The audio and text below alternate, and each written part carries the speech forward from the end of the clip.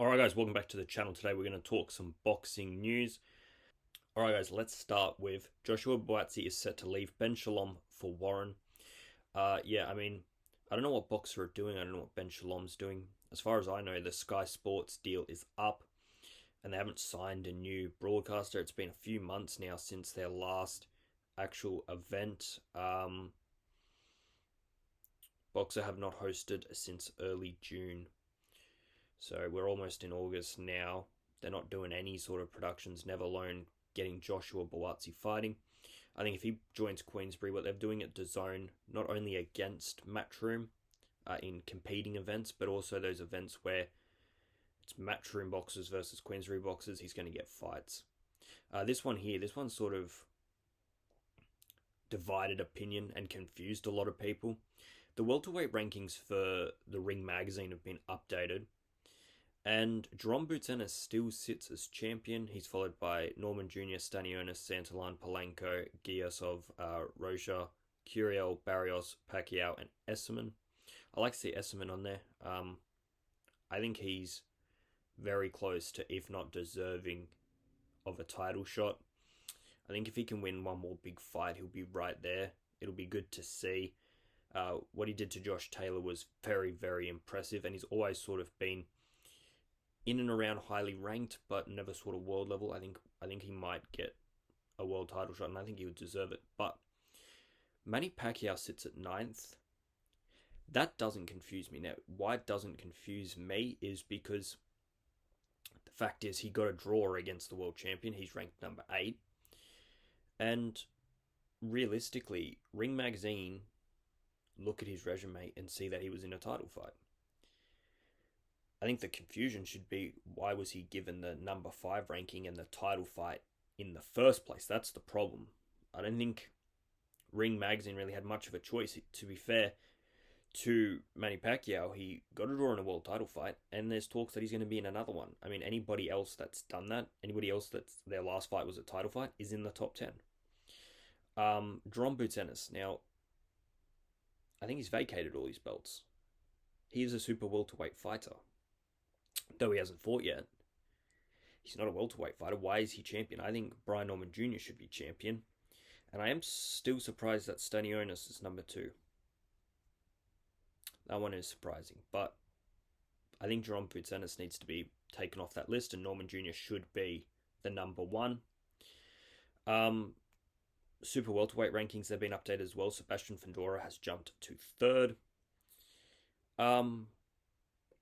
I still get confused. I mean, Terence Crawford, he's number 1. But he's going to have at least a year of inactivity in the division. And he's only going to break that inactivity fighting super middleweight. But, I don't know.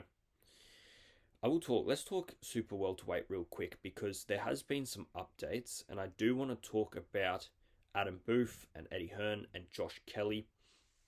Now, I saw an interview, 2 interviews actually yesterday, one with Adam Booth and one with Josh Kelly. Now, if you don't know who Adam Booth is, he trains Josh Kelly. And they were talking about Josh Kelly's being offered the Jerome Boutenis fight and what their plans are. Now, we'll start with Adam Booth. Now, Adam Booth spoke, and he was less than impressed, to say the least, about Eddie Hearn.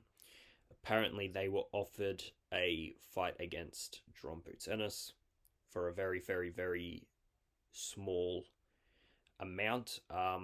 They weren't happy with the offering of such a big fight, the amount that they'd be making from it, which I can understand. If it's on a big card, that's a big fight, and it's a very dangerous fight for Josh Kelly. He needs to be paid what he's worth. And Adam Booth was not happy about the way in which he found out that that fight was offered. Apparently, he found out from somebody else and sort of first saw it on social media before anybody had actually come to him or his fighter. Now, this sort of idea was that Jerome Boutenis fights Josh Kelly. They are ranked 2 and 3, I believe, and the winner fights Zayas. Jorge Garcia Perez, he's ranked 1, but he's just lost, so he's out.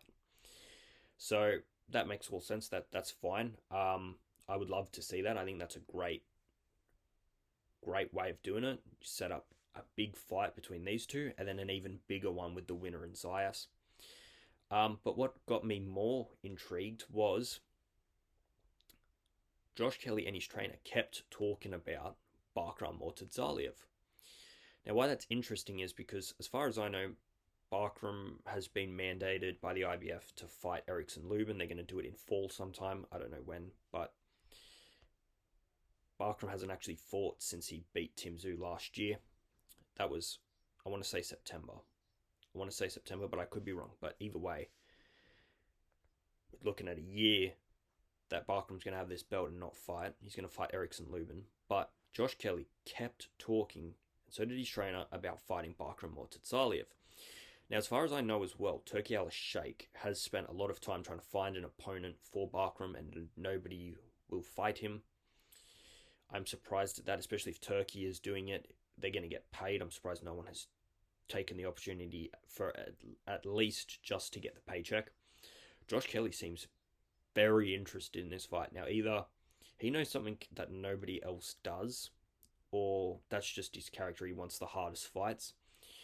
And either way, it's a shot at a world title. I think that's a great fight. I think any of those fights are great. Whether we see Josh Kelly versus Bakhram, whether we see Josh Kelly versus Ennis, whether we see Boots Ennis or Josh Kelly get an immediate shot at the world title in the WBO against Xander Zayas, any of those fights, I think they're all really, really, really good fights. Which one would I like to see most?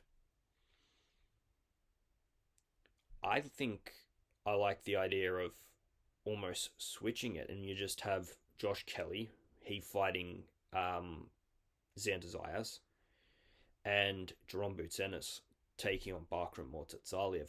I think Bakhram versus Jerome Boots Ennis will be two big fighters in regards to super welterweight.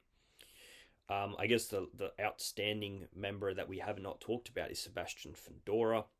Obviously, he'll take a few months to get back in it, but who do we put Fundora in against? I don't know. Virgil Ortiz? That'll be the interesting one. I have my strong opinions on the way in which Fundora gets fights and who he fights. I think Xander Zayas, he really wants Fundora, but from everything that I've seen, Fundora has zero interest in it. Alright, what other news we have here? This stuff kind of pisses me off a little bit. Now, Ryan Garcia admits he didn't train for Romero fight, promises to show the real him in December rematch. This fight's really picking up steam here. I really want to see this fight, because I don't think it'll be anywhere near as bad as the first one. It can't be. I don't think it can be any worse than the first one. What I don't like about this is almost the same thing that people were saying towards Daniel Dubois a few weeks ago, that he quit, that he had the party and everything else. I'd put this in the same bracket. Now, we're talking about him headlining possibly the biggest. We're not going to talk about what happened on the night. We're not going to talk about anything around the fights. Let's just talk about the event itself. To put an event on in Times Square, huge. Honestly, it's huge. It's unbelievably big. A massive step forward in not only boxing events, but entertainment in general. He got paid a handsome amount of money, and lots of people put their hard-earned money, whether it was 30, 40, 50 bucks, I can't remember what the price was now, in to watch a fight that not only disappointed drastically the night of boxing, but then to see someone say that he put no work into it, no effort into it, I think it's just pathetic, to be honest with you. Yeah, you're a boxer, but you can't be doing that. You're not just making a mockery of the sport, but you're taking the piss out of people that spend their money, right? Ryan Garcia has a lot of money. Money that most average people only dream on, right? Me, everybody else that watches this sport has got to work to make the money, right?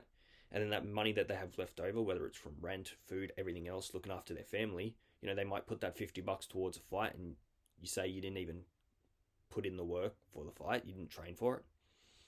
It's disgraceful. What other news we got today? I'm just having a look. I did see something. Oh, this.